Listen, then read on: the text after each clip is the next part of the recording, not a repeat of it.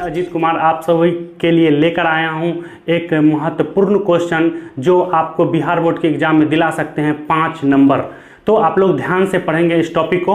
ये क्वेश्चन है कि बीजांड किसे कहा जाता है, इसका सचित्र वर्णन करें। ये जो मैंने क्वेश्चन लाया है यह फ्लावर के जो स्त्री केसर होते हैं, स्त्री केसर के जो नीचे मैंने बताया था अंडाशय, अंडाशय जो फुला हुआ भाग होता है उसी अंडाशय के अंदर यह बीजांड पाया जाता है। तो बीजांड किसे कहा जाता है, तो अंडाशय के अंदर पाए जाने वाले अंडाकार रचना को ही हम लोग क्या कहते हैं, बीजांड कहते हैं। अगर इसके हम लोग स्ट्रक्चर के देखें, इसकी बनावट को अगर देखें तो इसके अंतर्गत मुख्य रूप से हमें 8 प्रकार की संरचनाएं देखने को मिलेंगे। चलिए हम लोग प्रत्येक अंगों के बारे में हम लोग जानते हैं क्या है। सो ये देख रहे हैं हम लोग सबसे अंदर में जो यहाँ पर देख रहे हैं इसको हम लोग बोलते हैं एम्ब्रियो सैक, जो होता है भ्रूण कोश।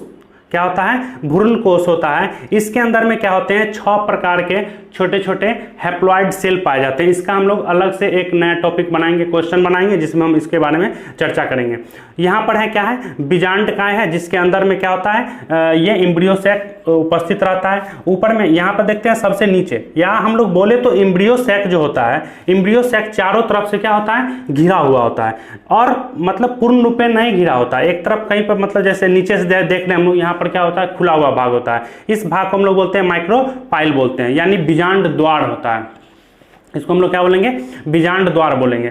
ये साइड से क्या होता है, एम्ब्रियो सैक जो होता है साइड से क्या होता है, कवच से ढका हुआ होता है। किसी किसी फ्लावर में 1 होते हैं, किसी किसी में 2 होते हैं। तो अगर बाहर में सबसे बाहरी जो होगा उसे हम लोग बोलेंगे आउटर इंटीग्यूमेंट, और जो उसके अंदर में होता है आवरण उपस्थित रहता है इसे हम लोग इनर इंटीग्यूमेंट के नाम से जानते हैं। अब देखिए यहाँ पर इंटीग्यूमेंट के ऊपर अब बीजांड अगर मान लेते हैं, बीजांड क्या है, एक जैसे मान ले हम लोग एक कोई खुला डब्बा है या बैलून है, बैलून में हम एक और बैलून को फुला के डाल दें तो क्या होगा, वो किसी के संपर्क में नहीं होगा। जिधर हम घुमाएंगे वो भी क्या होगा, साथ साथ उसका घूमता चला जाएगा। तो यहाँ पे वैसा नहीं है। यहाँ पर क्या होता है, इसको किसी एक ही जगह पर रहने के लिए इसको क्या होता है, किसी न किसी मतलब जगह से संपर्क होना चाहिए। जैसे कि मान लेते हैं कि हम लोग यहाँ पे एक डब्बा है या बॉल है और इसके अंदर हम लोग क्या करते हैं, एक छोटा सा बॉल को डाल दिए। तो डाल दिए तो ऐसे रहेगा, तो हम बॉल घुमाएंगे तो ये भी उसके साथ साथ घूम जाएगा। लेकिन इसी का संपर्क अगर हम इसमें कहीं पर एक स्थान से कर देते हैं तो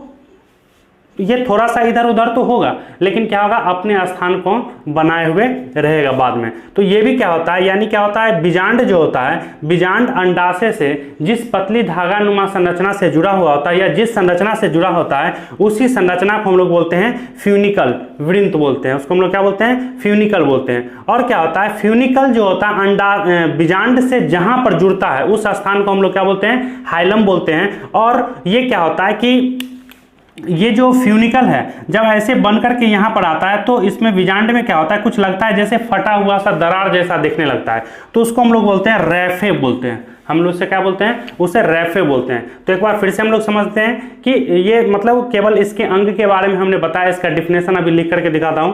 तो ये क्या है, बीजांड जो है, बीजांड किसका होता है, तो स्त्रीकेसर के अंडाशय के अंदर में एक अंडाकार संरचना पाया जाता है जिसे हम लोग बीजांड कहते हैं। बीजांड क्या होता है, लगभग 8 प्रकार की संरचनाओं से मिलकर के बना हुआ होता है। तो सबसे हम लोग देखें नीचे में एक छोटा सा छिद्र खाली जगह पाया जाता है जिसे हम लोग माइक्रोफाइल के नाम से जानते हैं, यानी बीजांड द्वार कहा जाता है। इसी द्वार के माध्यम से जब परागकण क्या होते हैं, वर्तिकाग्र पे पहुंचते हैं और पहुंचने के बाद जब उसका अंकुरन होता है तो अंकुरन होने के फलस्वरूप ये क्या होता है, यहाँ पर से एक पराग नलिका का निर्माण होता है और वो पराग नलिका नीचे की ओर धीरे धीरे आता जाता है। और आने के बाद क्या होता है, इसी रास्ते से यानी माइक्रोपाइल के रास्ते से ही क्या होता है, इसके अंदर प्रवेश करता है। और प्रवेश करने के बाद कहाँ जाता है, एम्ब्रियो सैक में जाता है और अपने गैमिट को छोड़ता है जहां पर फर्टिलाइजेशन की क्रियाएं होती है। तो ये हो गया। उसके बाद क्या होता है, इसी माइक्रोफाइल के जस्ट अपोजिट साइड में, जस्ट विपरीत साइड में क्या होता है, चलेजा होता है। चलेजा होता है, निभाग होता है, और चलेजा के लास्ट भाग को हम लोग क्या बोलते हैं, चलेजल इंड के नाम से जानते हैं। तो इस पिक्चर को आप लोग उतार लें, हम सभी का डिफिनेशन लिखा रहे हैं। आइए सब लोग उतार लिए होंगे। तो अब हम लोग देखते हैं इसके सभी अंगों का डिफिनेशन देखेंगे कि हम लोग क्या क्या बोल सकते हैं उसे।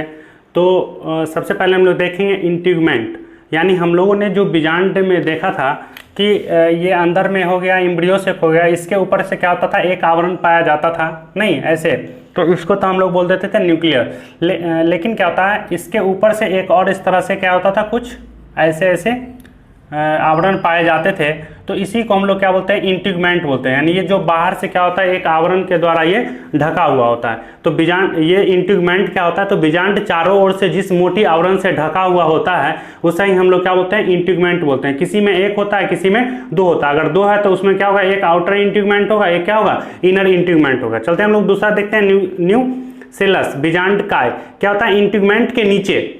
यानी इंटीगमेंट हम लोगों ने देखा यहाँ पर एक फर्स्ट, ये अगर बाहर में अगर दो है तो ये फर्स्ट हो गया और ये क्या हो गया, अंदर वाला सेकंड हो गया। तो इसके नीचे का जो नीचे क्या होता है, एक पैरेन्काइमा सेल से बना एक अंडाकार घेरा होता है, जिसे हम लोग क्या बोलते हैं, तो बीजांड काय के नाम से हम लोग जानते हैं। तीसरा है एम्ब्रियो सैक। यानी एम्ब्रियो सैक क्या हो गया, अब ये वाला जो हो गया, बीच वाला जो हम लोग देख लिए, यह क्या हो गया, बीजांड काय हो गया, और यह है एम्ब्रियो सैक। एम्ब्रियो सैक को हम लोग बोलते हैं भ्रूण कोष।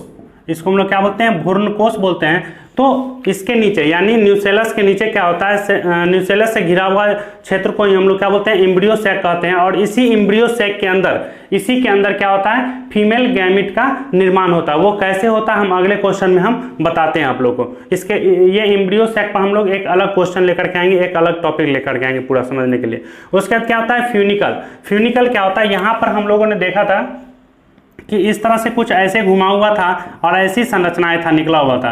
इसको हम लोग बोलते हैं फ्यूनिकल, यानी वृंत बोलते हैं इसको। यही भाग के द्वारा क्या होता है, यह बीजांड जो होता है अंडाशय में ऐसे, ये जो अंडाशय होता है, अंडाशय से क्या होता है, ऐसे जुड़ा हुआ होता है।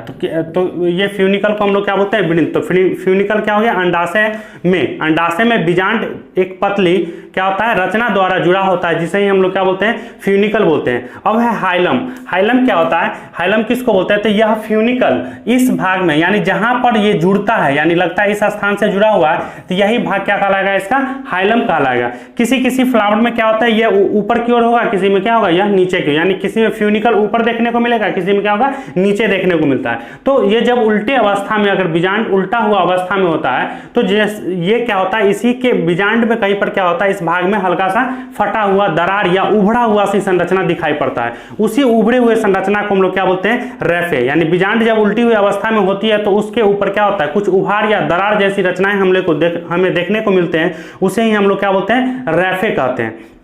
अब चलते हैं हम लोग, यहाँ पे 7 नंबर है और 8 नंबर है। यहाँ पे है माइक्रोपाइल। तो